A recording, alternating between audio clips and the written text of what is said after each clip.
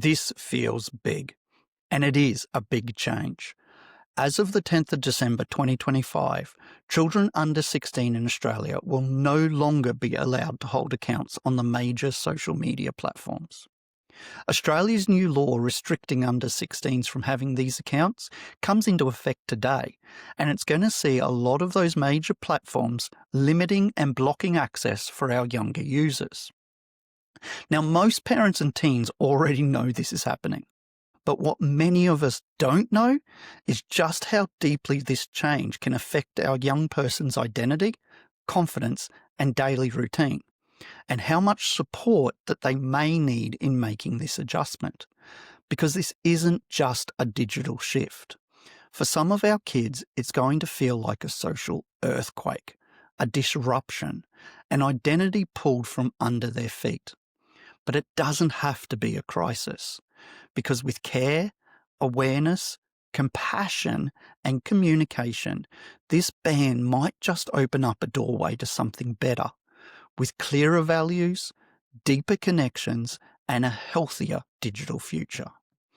You're listening to The Happiness Hack with Tim Coulson, the podcast where we take a little bit of positive psychology, mix it with some strength-based healing, and a whole bunch of real-world applications to come up with practical, simple ways where we can live with a little bit more authenticity, a little bit more confidence, and a whole lot more happiness. And today, we're talking about something that is real to a lot of us. Because for many young people, social media isn't just the apps. It's their identity. It's their community. It's a place where they belong. So when this disappears, or at the very least it's about to change drastically, it's likely to trigger a cascade of emotions and fears. And that's what we're going to break down today. Some of those things that might pop up, like nobody's going to talk to me anymore. Because for many young people, social media isn't just a hobby. It's their default communication tool. Snapchat streaks are everything, and losing it can feel like suddenly being cut out of the loop, as though everyone else is still at a party and our kids have been sent home early. Children will often fear that without that constant online visibility, friendships will fade, conversations will go on without them, and that they'll slowly become irrelevant. What we need to understand is that this fear isn't superficial. It's rooted in belonging and connection, two of the most important psychological needs, and especially during adolescence. Because even before the ban, young people already struggled with FOMO, the fear of missing out. And with this ban coming into place, they're likely going to be thinking, I'm going to be left out of everything. Or at the very least have a feeling that something important is going to happen without them. Because with social media gone, these fears are going to intensify. Kids will already worry that they won't know about the weekend plans. What are the group activities, the private jokes, or those subtle social shifts that are going to unfold in real time? Because for teens, belonging is a social survival skill. And the idea of missing out on updates is going to feel like a real, genuine threat to their place within their social group. This sense of exclusion might trigger anxiety, irritability, and tension at home, not because our kids are being dramatic, but because their world is shifting faster than they can emotionally process it. The message that they're going to be wrestling with is, I'm not normal now. And let's think back to when we were adolescents. It's a time when feeling different can feel absolutely unbearable. So many kids will interpret this ban as a personal disadvantage, something that makes them stand out in a way that they simply didn't choose. I know I've overheard conversations between the stepkids where they're trying to figure out ways that all of their friends can get around this ban, like VPNs or Face IDs. And what is really triggering their concern is that everyone else will find a way around it, and that they'll be the only ones who actually lose access. The fear of being the outlier or the kid that doesn't fit in is stimulating feelings of shame, embarrassment, and most of all, resentment. Because underneath all of this, it's a deep desire to feel equal, accepted, and aligned with their peers. Because when social media goes, a part of their identity goes with it. Because for our young people, social media isn't simply a place to be seen. It's where they quite literally express themselves, experiment with their identity, share interests. Removing this platform can feel like a mirror being removed, a mirror that they use to understand themselves. They may be fearing that without their online presence, their profile, their posts, their followers, that they suddenly have no clear sense of exactly who they are. And this is central to the thing that we as parents need to understand. This sense of identity loss can be confronting, especially for our teens who are still figuring out where they fit in the world. Because even though social media sometimes contributes to anxiety and stress, many kids feel like this is their main emotional outlet, a place to decompress, laugh, distract themselves, or feel understood. And losing that coping tool, it's going to create real emotional discomfort. Our kids may worry that they won't have anything to fill those empty moments, that the silence is going to feel heavier, or that they'll be left alone with their thoughts.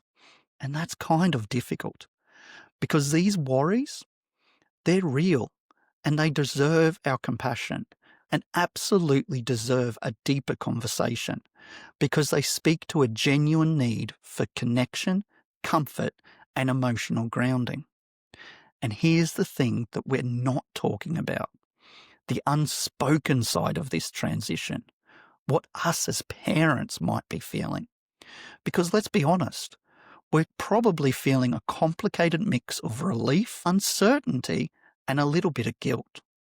Relief because we know that the online world has felt unsafe to us for a long time. We can see the pressure that it's putting on our young people. Uncertainty simply because change always creates a degree of unpredictability. And guilt because, well, let's be honest, enforcing this ban is going to make us look like the bad guys in the child's eyes. Because we grew up without it, we are more aware of how to cope without it. So even though in the long run we might think that this is the right decision, we're also going to be sitting with a little bit of fear of the conflict that this ban is going to create, the pushback, the emotional eruptions in our teenagers, the withdrawal and resentment.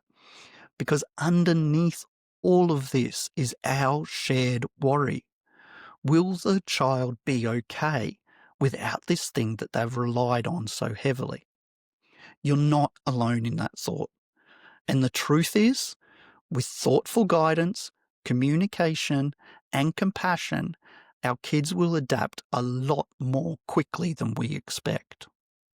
What's important here is that we as parents support the kids in this transition and don't simply dismiss their feelings, because the principles that help us guide them through this change, they're centered in calmness, clarity, and deeper connection. And the first thing we need to do is listen to the kids' fears and then validate the ban second. Because many kids are expecting to be talked out of their feelings or told they're overreacting. And let's be real, we know what life was like without social media, but our kids have not lived a life without social media. So that's why simply listening, and I mean really listening, becomes one of the most powerful tools that we have. Because as parents, when we reflect back the emotion behind the words, it signals to the kids that their experience is real. Hey, I can hear how overwhelming this feels, and it's worth taking seriously. Now, validation doesn't mean that you agree with their fears. It means acknowledging them. This reduces the defensiveness, softens the emotional intensity, and opens the door to a more productive conversation, a conversation where we can co-design this transition together. Because everybody copes better with change when they feel that they have a degree of control over it. So let's invite the kids into this process. How can they stay connected with their friends? What routines can they adjust? What boundaries now feel fair and realistic? Because co-designing a plan to deal with this ban turns this transition from something being done to them into something that they're actively shaping. This increases resilience because it strengthens their sense of self-efficacy and self-agency. And the more ownership they feel, the less rebellious or resentful they're going to become. Because here's the thing that we absolutely have to do. We have to help our young people to strengthen their offline identity. This is a moment where kids all across the country are going to need help in widening their picture of who they are. We need to help them encourage activities that build skill, passion, or confidence, whether that's sport, music, art, reading, volunteering. What we want to do is help our children create an offline identity that creates a sturdier foundation for self-worth than likes, followers, or that digital validation ever could. Because when our kids discover strengths that are unrelated to their screens, they're going to fill the space that those screens left behind with something richer, more enduring, and ultimately far more empowering. One of the most difficult things that we are going to have to navigate through is establishing new communication rituals. Social media filled those tiny spaces in every child's day. The bus ride, the moments before bed, when they were walking to school. These micro moments disappear. And that silence, it's probably going to feel unfamiliar and uncomfortable for the kids. So what we want to do is create small and predictable touch points. This might be weekly hangouts with friends, or shared family activities, or something as simple as checking in with our kids in the evening. What we're trying to do is help them replace that connection that they once found online with new emotional anchors, new rituals that remind our kids that support still exists, even if the platform that they'd previously been using to access it has disappeared. Over time, these moments are going to help our kids reframe the story, create a sense of safety and connection that social media could never truly provide. Instead of this being unfair and everything is ruined, we want to slowly guide our kids to a broader perspective. Now, this isn't going to be with toxic positivity, stoicism, or simply, I grew up without it and I turned out fine. What we need to do is ground this in the deeper truth. Hey, this is a big change, and it's going to take some time to get used to. But ultimately, it's going to give you more freedom and more space to be yourself. Reframing this narrative with our kids helps move them from helplessness to adaptability. It shifts their focus from what they're losing to what they might gain, without dismissing the discomfort of this transition. This change might be better than it feels, because with guidance and support, I firmly believe that this will benefit our kids in the future. We rarely choose habits that are good for us. We choose habits that feel good now. And this ban is going to remove the short-term dopamine pull that social media provided and make room for deeper well-being to grow. It's going to provide us all with some more mental clarity and reduced comparison. Because social media bombards all of us, not just our kids, with endless inputs, opinions, trends, drama, and comparison. Removing this mental noise is going to give our kids a space to quieten, recover, recalibrate without the pressure of comparing themselves to hundreds of peers and influencers. It's going to experience less self-doubt, less insecurity, and more inner steadiness.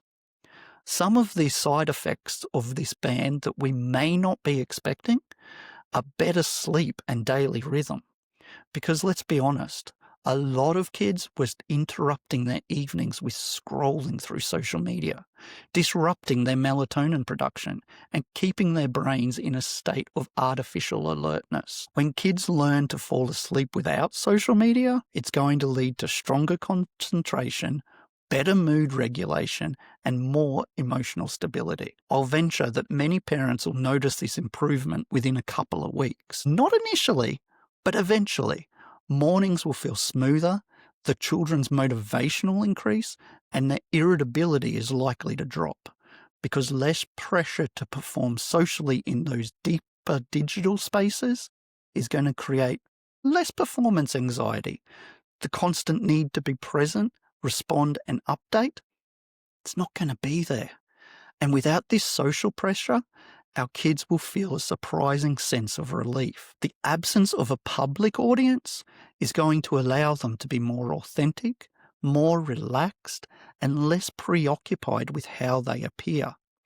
And let's be real, that's going to lead to a stronger, healthier sense of self. Because the identity that was shaped online, well, it was fragile. It was influenced by trends, validation, and the opinions of strangers. As our kids step away from these influences, they're going to rediscover what they like, what they value, and who they are independent of external approval. This deeper self-esteem is going to be built on something that isn't dependent on an algorithm. It's going to lead to more meaningful offline friendships, because when relationships shift from that digital snapshot to actually having in-person conversations, kids will find their friendships become more genuine and more emotionally grounded. They'll start investing in people who matter now, rather than maintaining shallow, algorithm-driven interactions. Over time, we're going to see their social confidence and emotional resilience grows. Without those online communities that promote comparison and risky behaviours or self-criticism, our kids are less likely to encounter those messages that damage their well-being. This reduction in exposure to those things creates space for healthier influences and will help prevent the long-term patterns of anxiety, dysregulation, and self-esteem struggles that we see. More presence, more creativity, more rest. Kids will naturally become more imaginative, more curious, and more engaged with the world around them. There's nothing wrong with our kids sitting in a little bit of discomfort, because rediscovering boredom and what to do with it, it's going to rediscover creativity. This is not the end of the world. It's going to feel like it for a couple of days, and your child absolutely might see this as a loss, a disconnection, or a punishment. And you know what? That's valid. Their feelings deserve time, space, and empathy for them to process. This transition may feel chaotic, certainly emotional, and definitely unstable for kids and parents for a few days. But beneath this discomfort, beyond the short term, there is a possibility for a profound reset. It's important that we work together to guide them through this with calm, empathetic communication. And a little psychological insight is going to help us in how we help our young people become stronger, steadier, and more connected to their offline presence. A chance to build resilience, identity, and purpose away from the noise. That's what I've got for you today. You've been listening to The Happiness Hack with Tim Coulson. And if this resonated with you, I'd love for you to subscribe and share it with someone who could do with hearing this message. And better yet, if your kids or you need a little more help, a little more guidance as we all navigate this new change, why not jump online and book a session with me? Coulson.com. That's tim-coulson.com. That's what I've got for you guys. And remember, the day is what you make it.